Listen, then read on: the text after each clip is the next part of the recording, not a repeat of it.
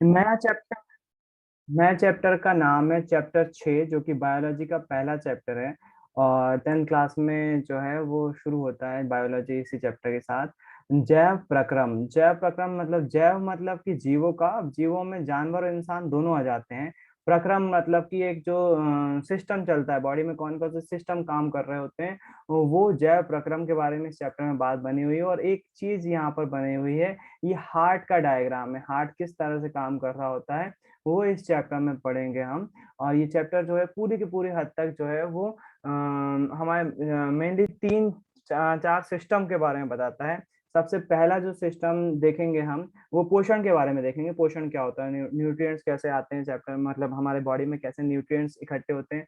सबसे पहले हम पोषण पे बात करेंगे, न्यूट्रिएंट्स क्या होते हैं, क्यों जरूरी होते हैं, कैसे हमारी बॉडी वृद्धि कर रही होती है, कैसे फायदा होता है पोषण से।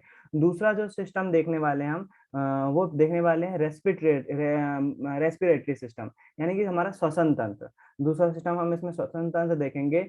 तीसरा हम इसमें देखेंगे हमारा पाचन तंत्र। पाचन तंत्र क्या होता है, कौन कौन से अंग काम कर रहे होते हैं, कैसे काम कर रहे होते हैं, किन का अंग क्या होता है, खाना हमारे मुंह से जाता है तो कहाँ कहाँ से होता हुआ कहाँ से निकलता है, वो सारी चीजें जो है वो पाचन तंत्र में आएगी। उसके बाद देखेंगे हम हमारा परिसंचरण तंत्र। परिसंचरण तंत्र मतलब कि खून कहाँ से बनना स्टार्ट होता है, कैसे कैसे हमारी बॉडी में फैलता है, वो सब चीजें आएंगी परिसंचरण तंत्र में। और पांचवा एक चौथा तंत्र जो होता है, चौथा मेन पॉइंट तंत्र जो है वो देखेंगे हम इसमें उत्सर्जन तंत्र। हमारी बॉडी में जो अपशिष्ट बनते हैं उसका निपटारा हमारी बॉडी कैसे करती है। मतलब कि अगर हम नॉर्मल भाषा में बोले तो चैप्टर के 5 पोर्शन है। पहला पोर्शन आता है पोषण के बारे में, जिसको हम साइडलाइन कर देते हैं, थोड़ा सा अलग कर देते हैं। उसके बाद बचते हैं 4 सिस्टम, जिस पर हमारी बॉडी, यानी कि इंसान की बॉडी एज वेल एज किसी भी जीव की बॉडी, जानवर हो, पौधे हो, इंसान हो, इन सभी में 4 सिस्टम जरूर पाए जाते हैं। कौन कौन से? पहला है श्वसन तंत्र, दूसरा है परिवहन तंत्र, तीसरा है उत्सर्जन तंत्र, चौथा है पाचन तंत्र, है ना। श्वसन तंत्र में हम सांस ले रहे होते हैं, अपने इंसान के बारे में समझो, ये चार चार तंत्र के बारे में। तो श्वसन तंत्र में हम सांस ले रहे होते हैं और छोड़ रहे होते हैं। तो ऑक्सीजन हम ग्रहण करते हैं, कार्बन डाइऑक्साइड गैस छोड़ते हैं। वो किस तरह से नाक के थ्रू कहाँ कहाँ से ऊपर जाती है, फेफड़ों में जाती है, फेफड़ों से फिर कैसे ब्लड में घुलती है, वो चीजें सीखेंगे। फेफड़ों के कौन कौन से पार्ट होते हैं, वो चीजें हम इसमें देख रहे होंगे।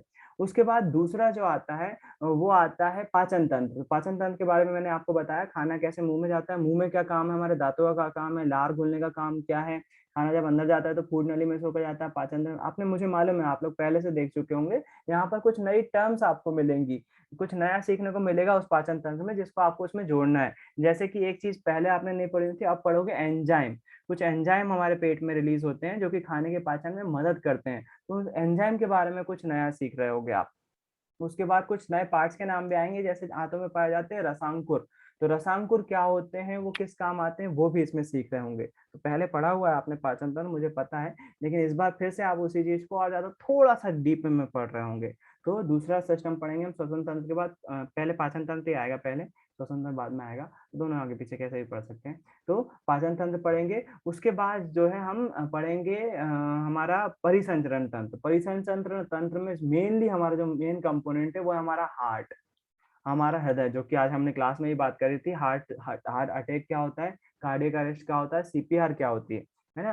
तो वो सब चीजों के बारे में, परिसंचरण तंत्र के बारे में आएगा। हालांकि सीपीआर वगैरह मामला अलग हो जाता है, लेकिन जीके के तौर पर मैं उसमें आपको समझाऊंगा कि सीपीआर क्या होती है, किस तरह से दी जाती है, और सभी बच्चों को एक्सप्लेन करूंगा आज। हालांकि मैंने गर्ल्स की क्लास में एक्सप्लेन किया है बेसिक साइंस क्या है सीपीआर की, वो मैंने बताई है। हालांकि मैं कभी भी सजेस्ट नहीं करता हूँ कि आप होशियार बन के किसी के साथ सीपीआर दो, क्योंकि उसके लिए एक्सपीरियंस होना जरूरी है। आ, फिर उसके बाद जो है परिसंचरण तंत्र में खून कैसा बनता है, खून क्या होता है, खून के कौन कौन से भाग होते हैं वो भी देखोगे आप, और खून क्या क्या काम करता है वो भी देखोगे। तो परिसंचरण तंत्र में ये आएगा। उसके बाद आएगा उत्सर्जन तंत्र, है ना। कौन सा हो गया, पाचन तंत्र हो गया, श्वसन तंत्र हो गया, परिवहन तंत्र हो गया, और आखिरी में आएगा उत्सर्जन तंत्र। उत्सर्जन तंत्र में क्या होता है, उत्सर्जन तंत्र में पूरी तरह से हमारे बॉडी में बाथरूम कैसे बनता है, यूरिन कैसे बनता है, उसके बारे में हम चर्चा करेंगे। किडनी कैसे काम करती है, किडनी के कौन कौन से अंग होते हैं, कौन कौन से भाग होते हैं, किससे मिलकर बनी हुई रहती है किडनी के अंदर, कैसी किडनी दिखाई देती है, तो वो सब चीजें हम देखेंगे। अच्छा, एक बात ऑनलाइन पढ़ने की ये हमें फायदा होगा कि हम रियल अंग देख रहे होंगे किडनी के, सच में अंदर से देखेंगे किडनी डायग्राम में हम कैसे बनाते हैं और रियल में कैसे दिखते हैं। पाचन तंत्र हम डायग्राम में कैसा बनाते हैं और रियल में कैसे दिखाई देते हैं। यूट्यूब पे पढ़ने का ये फायदा है। तो कुछ बच्चों को यदि अगर आपको डिस्टर्बिंग लगे, थोड़ा सा दिक्कत हो अगर समझने में, उसको ओरिजिनल चीजों को देखने में थोड़ी सी परेशानी हो, तो आप बिल्कुल स्किप कर सकते हो उस चीज को, जरूरी बिल्कुल भी नहीं है। लेकिन है ना, अपने आप में इंटरेस्ट रहता है ना कि हमारी बॉडी अंदर से कैसे दिखती है, तो मुझे तो इंटरेस्ट रहता है। अगर आपको भी इंटरेस्ट रहे, हालांकि वो बच्चों के लिए सेफ नहीं है दिखाना, तो उस चीज को मैं भी जो है वो कोशिश करूंगा, जो गंदी चीज दिखे, जो नहीं दिखे, उनको मैं आपकी एज के हिसाब से रिस्ट्रिक्ट भी करूंगा कि आपको ना देखना पड़े वो डरावनी चीजें, या मैं ये नहीं दिखाऊंगा कि ऑपरेशन कैसे कर रहे हैं, वो चीड़ा फाड़ी खून निकलता हुआ, भयावहता नहीं दिखाएंगे। कोशिश करूंगा कि वो आपके लिमिटेड सीरीज में रहे। ठीक, क्योंकि रिस्ट्रिक्शन मैं भी जानता हूँ, थोड़ी सी रिस्ट्रिक्शन होना चाहिए, सब चीजें नहीं बताई जा सकती। तो वो ये 4 सिस्टम हम पढ़ेंगे, और पहला पोर्शन रहेगा पोषण के बारे में। तो टोटल मिला के 5 पोर्शन में बांट देते हैं चैप्टर में। पहला रहेगा आपका पोषण क्या होता है, उसके बारे में रहेगा चैप्टर। पोषण इस चैप्टर में है या नहीं, देख लेते हैं एक बार, मैं शायद कंफ्यूज हो रहा हूँ। पुरानी बुक में था, नई बुक में, हाँ, जय प्रक्रम पोषण, जय प्रक्रम, हाँ पोषण आएगा आपको। फिर उसके बाद जो है पोषण के बाद आएगा श्वसन क्या होता है। स्व अच्छा, पोषण मतलब पहले पाचन तंत्र आ रहा है, पाचन तंत्र के बाद आएगा आपको श्वसन तंत्र, सांस लेने वाला प्रक्रम, उसमें आएगा वो, उसमें हम चीजें सीखेंगे। उसके बाद आएगा, हाँ, ये श्वसन तंत्र का आएगा, मना हुआ फेफड़े कैसे सबका काम करते हैं। उसके बाद आएगा वहन, वहन मतलब कि परिसंचरण है, खून कैसे आता है, कैसे बहता है, हार्ट कैसे काम करता है, हार्ट के कौन कौन से अंग होते हैं, उन सब के बारे में, बॉडी में कैसे खून बह रहा होता है, एक पूरा सिस्टम बना होता है, इस डायग्राम के बारे में समझेंगे, कैसे जो है वो खून हमारी बॉडी में पहुंच रहा होता है, वो देखेंगे। बीपी कैसे नापते हैं, बीपी जो है मैं क्लास में आपको नाप के भी दिखाऊंगा कि बीपी को कैसे नापा जा सकता है, कोशिश करूंगा सिखाऊं भी आपको, है ना। उसके बाद जो है हम परिवहन के बाद आखिरी तंत्र पढ़ेंगे, जो कि होगा उत्सर्जन तंत्र। उत्सर्जन तंत्र में हम पढ़ेंगे कि हमारे बॉडी में उत्सर्जन पदार्थ जो कि हमारे बॉडी के लिए हानिकारक है, वो कैसे बनते हैं, मतलब किडनी मेन पार्ट। तो आप देखोगे हर एक सिस्टम का एक महत्वपूर्ण भाग है ना। जैसे मान लीजिए पाचन तंत्र में हमारा पेट या फिर आंतें जो है वो महत्वपूर्ण पार्ट है, जो कि खाने का पाचन कर रही होंगी। श्वसन के लिए हमारा फेफड़े बहुत इंपॉर्टेंट पार्ट है। परिसंचरण के लिए हमारा हार्ट बहुत इंपॉर्टेंट काम है, और उत्सर्जन के लिए हमारी किडनी बहुत काम है। तो इन्हीं के आधार पर क्वेश्चन भी बन सकते हैं। हार्ट इंपॉर्टेंट पार्ट हो जाता है क्वेश्चन का। फेफड़ों की संरचना के बारे में आपको पता होना चाहिए, ताकि आप लिख सको फेफड़े के कौन कौन से भाग होते हैं, क्या क्या कर रहे होते हैं वो भाग। फिर उसके बाद जो है आप पाचन तंत्र में आप पूरे अंगों के क्या क्या काम है वो पता होना चाहिए आपको। और उत्सर्जन तंत्र में किडनी की संरचना आती है। तो हृदय की संरचना और किडनी की संरचना इंपॉर्टेंट है। पाचन तंत्र और पाचन तंत्र और फेफड़ों की संरचना जो है वो ज्यादा डीप में नहीं पढ़ेंगे, केवल वो फेफड़ों में ज्यादा कुछ होता नहीं है पढ़ने के लिए, तो वो फिर भी बेसिक तो पता होने चाहिए, तो वो सारी चीजें इसमें आएंगी। तो इसी चैप्टर में हम जो है इसके बारे में पढ़ेंगे, सारी चीजें इसमें आएंगी। मैं चैप्टर जब खोलता हूँ तो स्टार्टिंग में आपको पूरे चैप्टर का सारांश दिया रहता है ना, कि क्या देखने वाले हैं। तो पूरा के पूरा चैप्टर जो है, यहाँ पर कुछ बातें लिखी हुई हैं। हमारे आसपास देखोगे आप, सजीव, सजीव क्या होते हैं, सजीव आप जानते हैं, जो आप जीवित हैं, जिनमें चल रहे हैं, बात कर रहे हैं। इसको एक बार पढ़िएगा, आपको समझ में आएगा। दूसरे शब्दों में हम सजीव के सामान्य प्रमाण के तौर पर कुछ गतियों पर विचार करते हैं। तो आपके हिसाब से सजीव कौन है, जिंदा कौन है? आपके हिसाब से क्या, आपके सामने अगर टेबल रखी है तो क्या वो जिंदा है?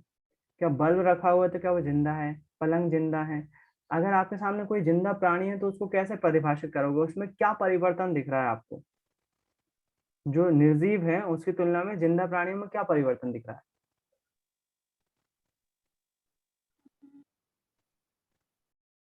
भैया वो चल फिर सकते हैं, उनमें कोशिकाएं होती है। बहुत बढ़िया, गति कर सकते हैं, जो जीवित प्राणी है वो गति कर सकते हैं। दूसरा, भैया श्वसन कर सकते हैं। श्वसन कर सकते हैं, बिल्कुल, सांस ले सकते हैं, तो हम मानेंगे कि वो जिंदा है, बिल्कुल सही। और वे ग्रो होते हैं। ग्रो होते हैं, बहुत बढ़िया। ग्रो होते हैं मतलब उनकी वृद्धि होती है। आप ये नहीं बोल सकते कि आप घर में टेबल रखी हुई तो आज जो है वो 3 फीट की, और एक साल बाद जो है वो 4 फीट की टेबल हो जाएगी, बढ़ जाएगी। या फिर अलमीरा रखी हुई है तो अलमीरा जो है वो अभी जो है वो 6 फुट, मतलब 4 फुट की है, और एक साल बाद 6 फुट की हो जाएगी। ऐसा होगा क्या? अलमारी की हाइट बढ़ेगी क्या?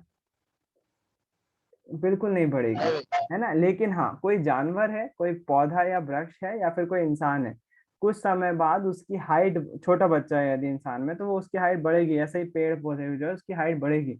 अगर हाइट नहीं बढ़ रही है तो उसके शरीर में कुछ परिवर्तन आएंगे साल दर साल, है ना। हाइट बढ़ने की जगह मैं बोलूँ शरीर में परिवर्तन आएंगे तो ज्यादा बेहतर है, क्योंकि मनुष्य या पेड़ की एक समय बाद हाइट रुक जाती है, हाइट उतनी रह जाती है, फिर उसके शरीर में परिवर्तन जरूर आते रहते हैं। तो वाकई ऐसा होता है। आपका बचपन में चेहरा कैसा दिखता होगा? आप मासूम दिखते होगे, बहुत ज्यादा बिल्कुल शरीर दिखते होगे, और आप कैसे दिखते हो? खूंखार दिखते हो, है ना। तो आपकी बॉडी में चेंजेस आते हैं। तो आप ये बोल सकते हो कि जो सजीव लोग होते हैं उनकी बॉडी में चेंज आते हैं, शारीरिक बदलाव आते हैं। तो ये बिल्कुल देखा जाता है, एक इम्पोर्टेंट चीज है। तो सजीव जो होते हैं वो यही होते हैं जिनके पोषण, जिनका हम जो है वो देखोगे आप, जिनमें ग्रोथ होती है, सांस चल रही होती है, पूजा ने बिल्कुल सही कहा। उनमें जो है वो वृद्धि हो रही होती है शरीर में। आप हाइट की बोलो, हेल्थ की बोलो, कुछ भी वृद्धि हो रही होती है, शारीरिक परिवर्तन आ रहे होते हैं, तो वही उन लोगों को हम सजीव बोलेंगे। पहले ही बोल चुका हूँ, जीव में जो है वो सभी सभी लोग आएंगे, पौधे भी आएंगे, इंसान भी आएंगे और जानवर भी आएंगे। जब जीव का नाम दिया जाता है तो वो हर जीव जो सजीव है, जो जिंदा है, वो सभी जीव में आएगा, चाहे वो पौधे हो, जानवर हो, चाहे इंसान हो, कुछ भी हो, है ना। तो कई बार इसमें वेजिटेरियन और नॉन वेजिटेरियन के रूप में जो है वो तर्क दिया जाता है। नॉन वेजिटेरियन बोलते हैं, आप बोलते हो कि हम जो है वो जानवरों को खा रहे हैं, तो जानवरों में फीलिंग होती है, वो रो रहे होते हैं, वो तो पेड़ पौधे की भी फीलिंग होती है। बोलते हैं पेड़ पौधे आप खा रहे हो, यदि भाजी काट रहे हो तो उनकी भी फीलिंग है, उनको भी हर्ट कर रहे हो आप, तो मतलब आप भी नॉन वेजिटेरियन हो अगर आप पेड़ पौधे खा रहे हो तो। कुछ हद तक बात सही भी बैठती है, लेकिन बहुत सारी हद तक उसमें गलती भी ढूंढी जा सकती है एक्चुअली। अपने अपने तर्क देते हैं वेजिटेरियन नॉन वेजिटेरियन, खाने और नहीं खाने के चक्कर में। सबके बारे में कितना बोलूं, कुछ फर्क नहीं पड़ता उसमें। तो वृद्धि या अन्य गतियां हो सकती हैं, लेकिन वह पौधा भी सजीव है जिसमें वृद्धि परिलक्षित नहीं होती है। कि कुछ जंतु सांस तो लेते हैं परंतु गति स्पष्ट रूप से दिखाई नहीं देती है, वे भी सजीव हैं। अतः दिखाई देने वाली गति जीवन के परिभाषित लक्षण के लिए पर्याप्त नहीं है। जो गति कर रहे होंगे वो ठीक है, जिंदा तो रहेंगे वो, लेकिन कई लोग जो है वो, उनकी गति स्पष्ट रूप से दिखाई नहीं देती है। तो केवल गति के कारण से हम ये नहीं बोल सकते कि बंदा जिंदा है या नहीं है। अति सूक्ष्म स्केल पर होने वाली गतियां आंखों से दिखाई नहीं देती हैं। उदाहरण के लिए अणुओं की गतियां, क्या ये अदृश्य आणविक गतियां जीवन के लिए आवश्यक है? आणविक लेवल पर जो गति हो रही होगी वो हमें दिखाई नहीं दे रही होगी। जैसे मान लीजिए टेबल भी जो है वो अणुओं से मिलकर बनी हुई है, इलेक्ट्रॉन प्रोटॉन न्यूट्रॉन तो वहां पर भी गति कर रहे होंगे, वो दिखाई नहीं देंगे, है ना। तो आणविक गति हमें दिखाई नहीं देती है। यदि हम यह प्रश्न किसी व्यवसाय जीव विज्ञानी से करें तो उसका उत्तर सकारात्मक होगा। वास्तव में विषाणु के अंदर आणविक गति नहीं होती है जब तक वे किसी कोशिका से संक्रमित ना हो जाए। इस पर ऑब्जेक्टिव बनता है विषाणु मतलब कि वायरस, विषाणु मतलब कि वायरस। वायरस में कोई भी गति नहीं होती है जब तक कि वो दूसरी किसी जीवित प्राणी में ना चले जाए। जैसे कोरोना वायरस है, यदि आपकी टेबल पे कोरोना वायरस पड़ा हुआ होगा तो वो मृत होगा, उसमें कोई गति नहीं होगी। वो वायरस यदि आपकी बॉडी में इंटर कर जाता है तो फिर एक वायरस से वो स्प्लिट होकर दूसरे वायरस बनाने लगता है ना। और ज्यादा वायरस मतलब वो एक्टिव हो जाता है किसी बॉडी के अंदर जाने के बाद। अगर वो बाहर पड़ा हुआ है वायरस तो वो नहीं होगा जिंदा। तो इसको इम्पोर्टेंट मार्क कर लीजिएगा, ऑब्जेक्टिव बन सकता है।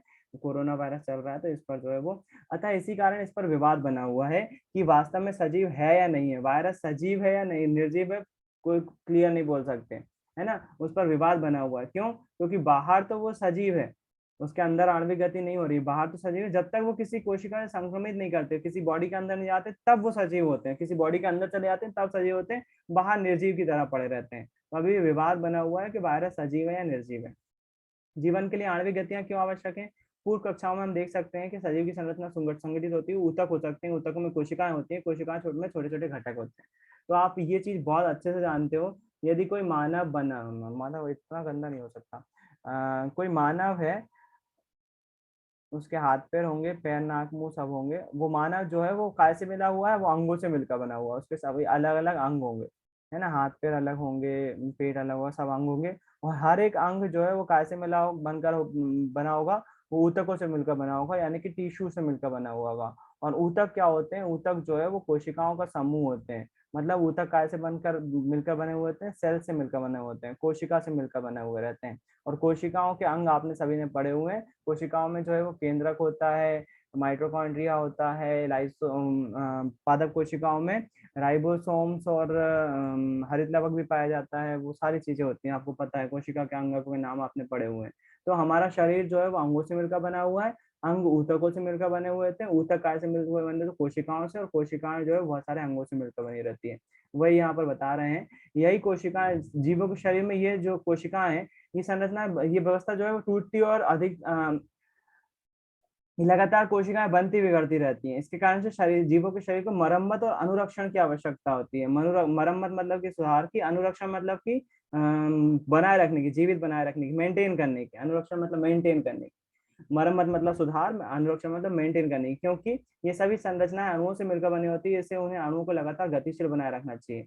सभी जो सजीव में अनुरक्षण का प्रक्रम कौन कौन से, मैनेजमेंट कैसे चलता है, कैसे बनाए रखते हैं सजीव अपने आप को, तो वो जो है उसका क्वेश्चन हम अगले पोर्शन में देख रहे हैं। ये जो पोर्शन है पूरा के पूरे चैप्टर का सारांश है कि कैसे कैसे जो है वो हमारा चैप्टर चलेगा। जीवों में अनुरक्षण कार्य निरंतर होना चाहिए। यह उस समय भी चलता रहता है जब कोई विशेष कार्य नहीं होते, जब हम सो रहे हों अथवा कक्षा में बैठे हुए हों, उस समय भी अनुरक्षण का काम चलता रहता है। ये सभी प्रक्रम जो सम्मिलित रूप से अनुरक्षण का कार्य करते हैं उसे जैव प्रक्रम बोलते हैं। अनुरक्षण का अगर आप इंग्लिश सर्च करेंगे तो आप पाएंगे कि अनुरक्षण मतलब मैनेजमेंट होगा।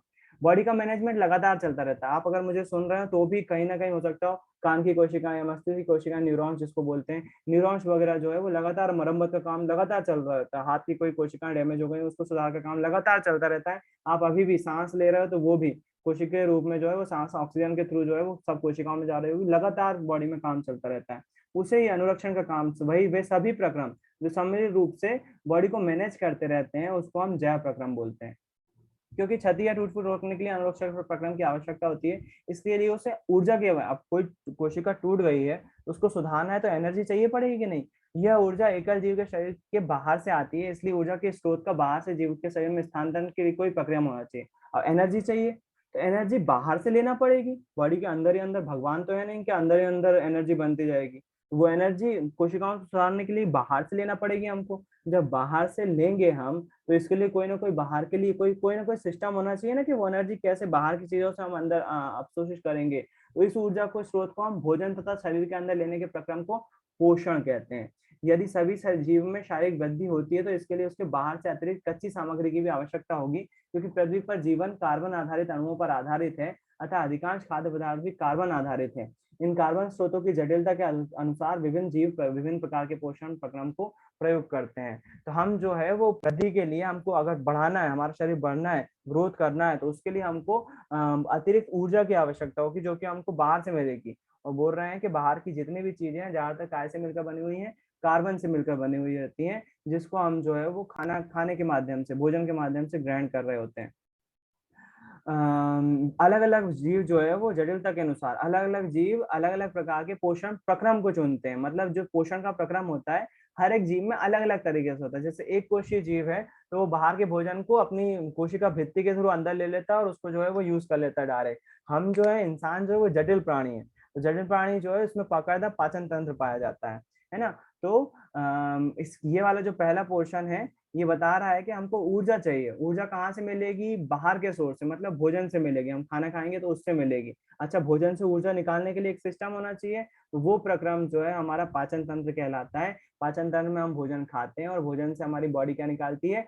ऊर्जा निकालती है। उस ऊर्जा का यूज कहाँ होता है? कोशिकाओं की मरम्मत करने में और नई कोशिकाएं बनाने में। आप खुद सोचो, आपकी हाइट बढ़ रही है तो अंग भी बड़े हो रहे होंगे, हाथ पैर बढ़ रहे होंगे, हाइट बढ़ रही होगी तो अंग बड़े हो रहे होंगे। अंग बढ़ रहे होंगे तो कोशिकाएं भी चाहिए, नई नई कोशिकाएं बनाने के लिए ऊर्जा भी चाहिए। पुरानी कोशिकाओं से नई कोशिकाएं बनती है तो उससे ऊर्जा की आवश्यकता होती है, और वो कहाँ से मिलेगा हमको? भोजन से मिलेगा। मतलब आप ये बोल सकते हो कि आपके हाइट का लेना आपके खान पान से है, आपके स्वस्थ रहने का लेना देना आपके खान पान से है। अगर आपको बॉडी में, मान लीजिए उदाहरण के लिए मुझे फुंसी हुई, पिंपल हुआ, तो पिंपल हुआ तो यहाँ पर बैक्टीरिया बन रहा है। बैक्टीरिया बनने के कारण से क्या होगा? यहाँ पर जो है वो कोशिकाएं डेड हो सकती हैं, कोशिकाएं मर सकती हैं। दवाई गोली से अगर वो है बैक्टीरिया मर जाएगा, लेकिन यहाँ की स्किन जो त्वचा की जो कोशिकाएं रहेंगी वो मर जाएंगी। उन कोशिकाओं को नई कोशिकाओं से रिप्लेस करने के लिए मुझे खाना पीना अच्छा चाहिए, एनर्जी अच्छी चाहिए, जो कि इन कोशिकाओं को असर करे, इन कोशिकाओं को जो रिप्लेस करे। खाना पीना अच्छा होगा तो मेरे जो कोशिकाएं मृत हो कोशिकाएं हो गई, उनकी जगह नई कोशिकाएं बनने के लिए एनर्जी मिलेगी। एक और उदाहरण ले सकते हैं अपन, बालों का झड़ना या बालों का जो है वो काला नहीं रहना, सफेद होना, तो उसका भी असर जो है वो खान पान पे पड़ेगा। क्यों? क्योंकि प्रोटीन की जो जरूरत है, यदि वो प्रोटीन हमें खाने में मिल रहा है तो हमारे बाल वगैरह अच्छे रहेंगे, है ना। सेम केस जो है वो हमारे किसी चोट को लेकर भी बोल सकते हैं। कभी हमको चोट लग गई तो घाव भरने के लिए एनर्जी की जरूरत होती है। अगर हमारी बॉडी या कोशिकाओं में वो एनर्जी नहीं होगी, हमारे खान पान में वो चीज नहीं होगी, तो हमें वो एनर्जी नहीं मिलेगी और हमारी जो चोट रहेगी वो देर से ठीक होगी, है ना। तो ये पूरा की पूरा पोर्शन हमें बता रहा है कि पाचन तंत्र कैसे हमको मदद करता है बाहर से पोषण लेने में, है ना। और एक सिस्टम बना हुआ है, तो वही सिस्टम हम देखेंगे पौधों में वो सिस्टम कैसा होता है और एज वेल एज इंसान में कैसा होता है। बायो में हर चीज हम जितना ही देखेंगे ना, हर चीज के बारे में पहले पौधों के बारे में देखेंगे, फिर इंसान के बारे में देखेंगे। तो यही प्रक्रम जो हम बाहर से भोजन लेते हैं, पहले पौधों में देखेंगे, फिर उसके बाद इंसान में देखेंगे। उसके बाद क्योंकि पर्यावरण किसी एक जीव के नियंत्रण में नहीं आता, ऊर्जा के वहां स्रोत विभिन्न प्रकार के हो सकते हैं। शरीर के अंदर ऊर्जा के इन स्रोतों से विघटन निर्माण की आवश्यकता होती है। यह अंततः ऊर्जा के एक समान स्रोत में परिवर्तित हो जाना चाहिए। यह विभिन्न आणविक गतियों के लिए एक विभिन्न जीव के अनुरक्षण तथा शरीर की वृद्धि के आवश्यक अणुओं के निर्माण में उपयोगी है। इसके लिए शरीर के अंदर रासायनिक क्रियाओं की एक श्रृंखला आवश्यक है। उपचयन अपचयन की अभिक्रिया अणुओं के विघटन की कुछ समस्या है। नॉर्मली हम ये बोल रहे हैं कि शरीर के बाहर से ऑक्सीजन को ग्रहण करना और कोशिकीय आवश्यकता अनुसार खाद्य स्रोत के विघटन में उसका उपयोग करना, है ना। नॉर्मली हमने खाना तो खा लिया, खाने से हमको पोषण भी मिलेगा। मतलब मान लीजिए हमने रोटी खाई तो उसमें कार्बोहाइड्रेट है रोटी में, लेकिन कार्बोहाइड्रेट मान लीजिए हमारे पाचन तंत्र में, मान लीजिए क्या होता है, हमारी आंत ने खाने में से कार्बोहाइड्रेट निकाल लिया। अब वो कार्बोहाइड्रेट कोशिका में जाकर क्रिया भी तो करना चाहिए, तब तो ऊर्जा बनेगी ना। तो उस क्रिया को करने के लिए ऑक्सीजन चाहिए। वो ऑक्सीजन मेनली हम कहाँ से लेते हैं, श्वसन से लेते हैं। तो श्वसन से हम ऑक्सीजन लेते हैं। वो ऑक्सीजन आपने रिएक्शन पढ़ी हुई है फर्स्ट चैप्टर में, मैंने आपको बताई है श्वसन क्रिया में कैसे ऊर्जा निकलती है, उस ऊर्जा का यूज जो होती है कोशिका कर रही होती है। तो कार्बोहाइड्रेट जो है वो जाता है हमारे खाने के माध्यम से हमारे पेट में, ब्लड में, और हमारे सांस लेने के दौरान ऑक्सीजन जाती है फेफड़ों के थ्रू ब्लड में, जिसके कारण से कोशिकाएं उस ऑक्सीजन की मदद से उस कार्बोहाइड्रेट का अपघटन करती हैं और बनाती हैं ऊर्जा, जिसका उपयोग जो है वो कर रही होती है अपने कामों में। इसीलिए इसके लिए भी अब जब हम श्वसन वायुमंडल से ले रहे हैं तो एक सिस्टम की जरूरत होती है, उसको बोलते हैं श्वसन तंत्र। सेम केस पौधों में भी होता है श्वसन तंत्र, पौधों में पढ़ेंगे और इंसान में भी पढ़ेंगे। उसके बाद एक एक कोशिका जीव की पूरी तरह पर्यावरण के संपर्क में रहती है, अतः भोजन ग्रहण करने के लिए, गैसों का आदान प्रदान करने के लिए, वर्ज्य पदार्थ के निष्कासन के लिए किसी विशेष अंग की आवश्यकता नहीं होती। लेकिन जब शरीर के आकार बढ़ता जाता है तो शरीर अविकल्प जटिल होता जाता है। बहु कोशिकाएं, सभी कोशिकाएं आपस में पर्यावरण के सीधे संपर्क में नहीं रह सकती, अर्थात विसरण सभी कोशिकाओं की आवश्यकताओं की पूर्ति नहीं कर सकता। तो जब सिंगल कोशिका होती है, एक जीव में सिंगल कोशिका होती है, तो गैसों का आदान प्रदान उसकी त्वचा से ही हो जाता है। जैसे मान लीजिए अमीबा एक कोशीय जीव है, तो उसको अगर कोई गैस चाहिए तो वायुमंडल से जो है डायरेक्ट गैस को अंदर ले लेगा और डायरेक्ट अपनी जो कार्बन डाइऑक्साइड गैस बनाई जा रही है तो त्वचा के बाहर से उसको निकाल भी देगा। लेकिन अब हमारी बॉडी अंदर हमारी बॉडी जो जटिल हो गई है। अगर मैं मान लीजिए अगर हाथ की बात करूं तो हाथ के अंदर भी मांस भरा हुआ है, कोशिका अंदर भी है। मेरी जो त्वचा है बस वही उसी की कोशिकाएं वायुमंडल के संपर्क में है। त्वचा के अंदर जो अंग है उनको भी वायु की आवश्यकता है, उनको भी ऑक्सीजन चाहिए। तो जब इंसान जटिल हो जाता है, जीव की संरचना जटिल हो जाती है, तो सभी अंग डायरेक्ट वायुमंडल के संपर्क में नहीं रहते हैं और उसको फिर एक सिस्टम की जरूरत होती है ताकि ऑक्सीजन सभी तक पहुंच पाए। तो वो ऑक्सीजन सब तक पहुंचाने के लिए विसरण पर्याप्त नहीं होता। विसरण मतलब कि डायरेक्ट हवा से हवा में एक माध्यम से दूसरे माध्यम में मिल जाना। तो फिर हमारे सामने आता है फिर वो ऑक्सीजन पहुंचाएगा कौन, एक दूसरे को। तो वो होता है हमारी कोशिकाओं को पहुंचाने के लिए वहन तंत्र। हम पहले भी देख चुके हैं कि वहन मतलब कि परिवहन करवाएगा, जो ऑक्सीजन का इधर उधर ले जाएगा। बहुत कोशिकाओं में विभिन्न कार्य करने के लिए विभिन्न अंग विशिष्टीकृत हो जाते हैं। इसमें कोई आश्चर्य नहीं है कि भोजन ऑक्सीजन का अंतर्गण में विशिष्टीकृत ऊतक के द्वारा होता है। समस्या पैदा होती है। जो ये बोलना चाह रहे हैं वो ये बताना चाह रहे हैं, भोजन एवं ऑक्सीजन को एक स्थान से तक दूसरे स्थान तक ले जाने के लिए वहन तंत्र की आवश्यकता होती है ना। परिसंचरण तंत्र क्या करता है, अब देखना हमारी कोशिकाओं में ऑक्सीजन चली गई, खाना बना लिया उन्होंने, ऊर्जा यूज भी कर ली, तो ऊर्जा खाना पहुंचेगा कैसे। आपने खाना खाया, पेट में गया, आंतों ने उसमें से कार्बोहाइड्रेट निकाल दी, लेकिन वो कार्बोहाइड्रेट कोशिका तक जाएगा कैसे। वो तो केवल आंतों की कोशिकाएं तक ले जाएगा, आपका केवल पेट बढ़ रहा होगा, बाकी हाथ पैर को ऊर्जा कैसे मिलेगी, हाथ पैर की कोशिकाओं को ऊर्जा कैसे मिलेगी। तो उस जो कार्बोहाइड्रेट बना, जो एनर्जी बनी, उस एनर्जी को ले जाना ही पड़ेगा ना, या फिर जो हमने खाना खाया उससे कार्बोहाइड्रेट अंग तक ले जाना ही पड़ेगा ना, कोशिका अंग तक। हाँ, कार्बोहाइड्रेट तो पेट में से निकल रहा है, अंगूठे तक, पैर के अंगूठे तक या हाथ की उंगली तक वो कैसे पहुंचेगा। उसको पहुंचाने के लिए कुछ ना कुछ मीडियम चाहिए ना। तो खून वो मीडियम होता है, रक्त वो मीडियम होता है। इसी तरह से हमारे लिए इसी को एक्सप्लेन करते हुए एक नए तंत्र की आवश्यकता होती है जिसको हम परिवहन तंत्र बोलते हैं। वो खून जो है वो ऑक्सीजन एज वेल एज सभी पोषक तत्व जो है अपने में घोलकर बॉडी के सभी अंगों तक पहुंचा रहा है, चाहे वो बाल हो, ब्रेन हो, नाक, आंख, कुछ भी हो।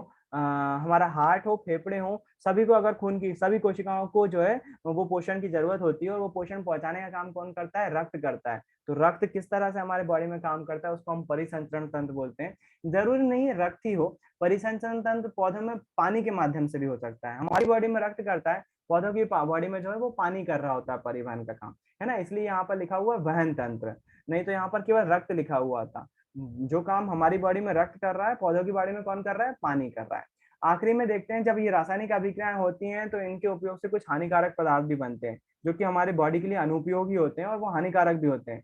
इस अपशिष्ट को, जब हमारी मेन चीज बन गई बॉडी, उत्पाद उत्पाद मतलब कि उत्पाद, अपशिष्ट उत्पाद उत्पाद मतलब फालतू की चीजें बन गई है बॉडी में, तो उसको बाहर निकालना भी आवश्यक होता है। तो इस प्रक्रम को हम बोलते हैं उत्सर्जन, जो क्या करता है हमारी बॉडी से जो काम की चीज नहीं है। कोशिकाओं ने अगर खाना बनाया तो कुछ बेकार चीजें बनाई होंगी, तो बेकार चीज जो हमारी बॉडी के लिए हानिकारक है, नुकसानदेह है, तो उनको निकालना भी पड़ेगा। तो उनको निकालने के लिए जो प्रक्रम यूज किया जाता है उसको हम बोलते हैं उत्सर्जन तंत्र।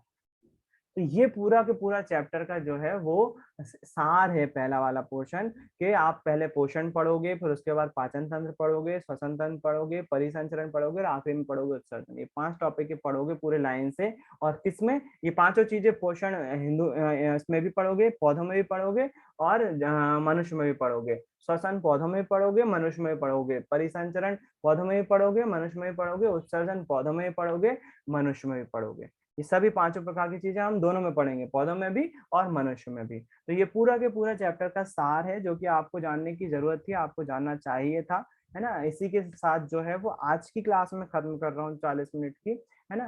धीरे धीरे जो है वो एक एक ही पोर्शन रहेगा चैप्टर का, जब जैसा टाइम मिल जाएगा वैसे के हिसाब से। आज थोड़ा सा टाइम कम है और बच्चे भी कम है, इसलिए थोड़ा सा जल्दी भी कर रहा हूँ खत्म। हालांकि इम्पोर्टेंट बात जो शेयर करनी थी वो शेयर कर चुका हूँ। ठीक, आज के लिए इतना ही रखते हैं। आई होप आप लोगों ने कुछ नया सीखा होगा। कल फिर मिलेंगे गणपति जी के साथ, है ना। Thank you, have a nice day. Have a nice day बोल रहा हूँ, अब क्या डे रहेगा। Good night, good night. भैया जय जय भैया।